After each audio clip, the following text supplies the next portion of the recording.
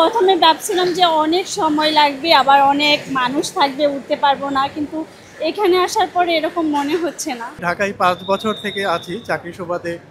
সেই তুলনায় এবার অনেকটা ট্রেনে স্বস্তি আমার মনে হয়। দুইটা ট্রেন দেখছি, চাটলা এক্সপ্রেস এবং বনলতা এক্সপ্রেস, দুটাই ঠিক সময় মতো গেছে এবং আমি যেটাতে যাব সেটা এখন পৌঁছে গেছে ঠিক সময় মতো।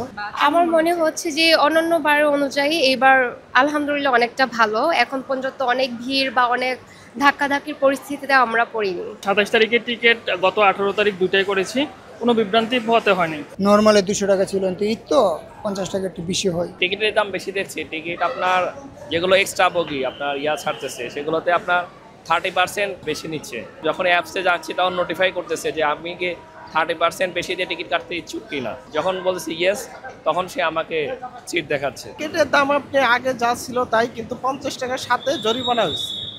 না, টিকিট আগের মতো টিকিট রাখছে, 190 টিকিট রাখছে কসবা, জন্য বেশি রাখে নাই। না, যাত্রা খুব ভালো, সুন্দর সার্ভিস দিচ্ছে, ভালো।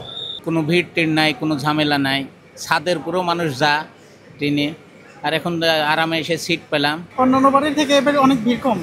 আর টিকিট কিনছি হচ্ছে আপনার অনলাইনে। 60 টাকা মূল্য, এটা আমার এটা 100 টাকা রাখছে। দুটো টিকিট কিনলে একটা সিট দেয়, এই ব্যবস্থাপনার পরিবর্তন আছে। আর বাকি মোটামুটি যে নিরাপত্তা, চলাচল, ট্রেন রাইট টাইমে ছাড়া, এটি ভালো আছে।